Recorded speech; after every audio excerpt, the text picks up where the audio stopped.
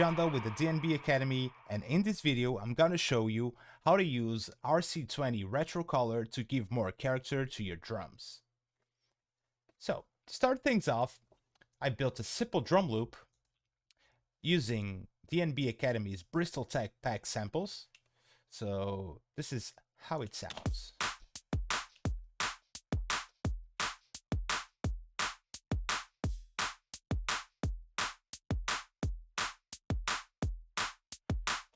Pretty cool, huh? You already have this processing chain here. And what I'm gonna do here are two different things. One of them is using RC20 as our main processing output plugin, and also using it as a layer. So for that reason, we're gonna load an instance of Excellent Audio RC20 Retro Color, and this is how it looks. I use this plugin so much because sometimes in this fully digital world, we need some more analog nuances to our sounds, and this plugin is perfect for that. But specifically talking about drums, this can be used also for that, to give a bit more analog feeling to your drums. And that's what we're gonna do now. Let's explore every setting, and I'm gonna show you the exact or close to the exact settings for you to make your drum sound like this at least. So okay, let's start off with the noise. We've got different types of noises here, as you can see. But first, so we can hear what they do, we're gonna apply this at least like 60%. And now let's hear it. Yeah, it really sounds like a vinyl. So let's try something that doesn't sound so overwhelming.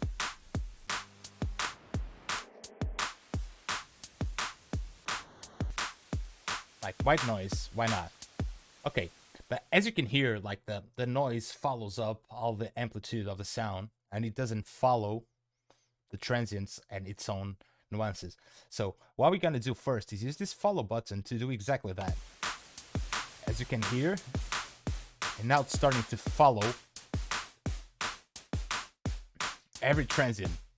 And then we can use this duck option to make it duck under and be more shy and not so overwhelming.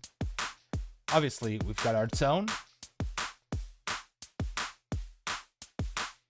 so we can pitch it up or down, sort of. In this case, we're gonna go something like this. Now let's turn the amplitude, the amount a little bit this way. Okay, sounds good to me. And I forgot to mention, we've got this option here, which is pretty much for you to send the noise directly out instead of being reprocessed and being before all of these next instances that I'm gonna show you. Okay, we've got this wobble option that sort of resembles like a old VHS tape when it starts to sort of getting ruined, and you used to hear those little wobbles like pitching up and down, like sort of a detuning. And this is actually not that helpful for the drums, as you're gonna hear now. It creates like changes in the tempo and itself, and we don't want that. But all these other settings are really cool. So now let's use it as a post distortion to our processing chain and give this a little bit character like. See, we're getting this a bit more aggressive on the mids. We can EQ it here, but we might just want to apply this after the 100 hertz, like from the kick upwards. There are different types of distortion you can choose from.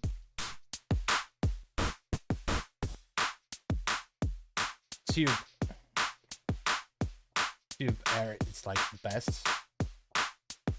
Okay, let's move on to the next one, which is this digital option here, which brings like these digital artifacts to the mix. You can actually make some pretty cool automations with this one, like leaving it like this, and choosing from bits to the rate, like a bit crusher effect. Now the smoothness. You can actually use this for like automations like this. See, let's just put it somewhere like here, like 17%. Now we've got reverb with the space, which is awesome and sounds so good that I end up using this plugin for many other things by just turning on the space here, you know. Look.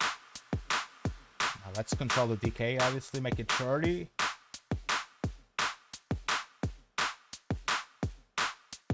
With a bit of pre-delay.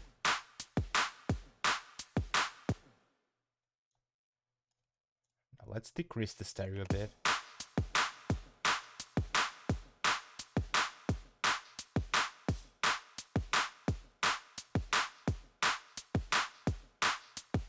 Let's cut off some of the lower frequencies as well.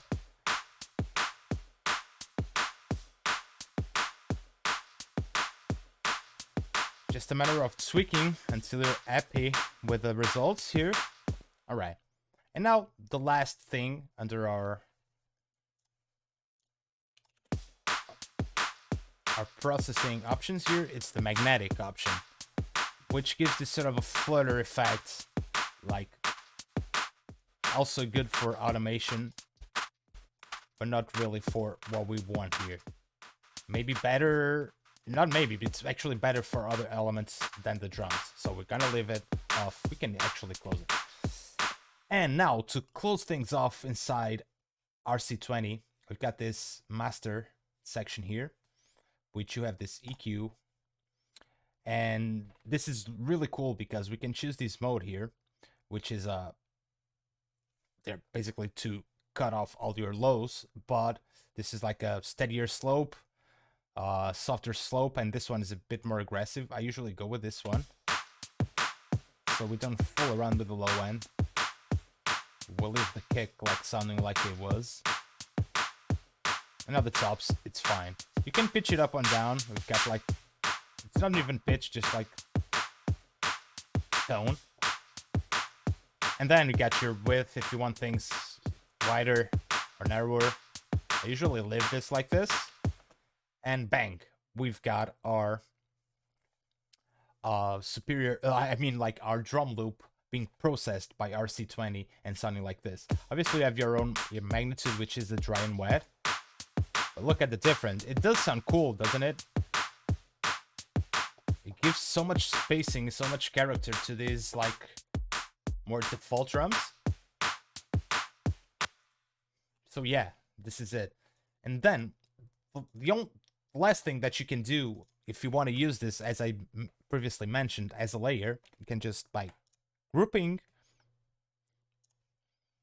and we create this group in which we have RC20 inside. We're gonna open up the group, and then we're gonna create another chain. So this one has our dry signal. We can even like dry. And this one is the RC20. So we need to obviously have this on the full magnitude so we can layer it down. And now that we are layering, we can be a bit more aggressive on some of these actual settings, because we do have now our dry drum signal, and here we have our drums. We obviously need to mix it. Now we're listening to both the original and the ones processed. So now we can, like for instance, the distort option, or even this digital one that added that sort of like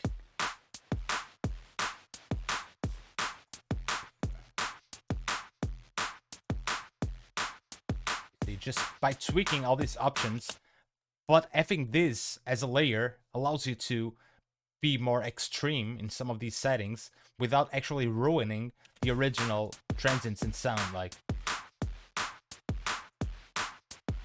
you see, it's really cool because look at this drum loop, sounds way more interesting than just this.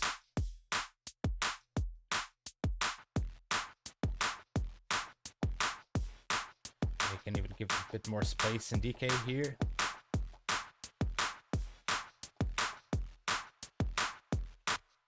So yeah, I hope you enjoyed this video and find these techniques useful. I'll see you on the next one. Peace.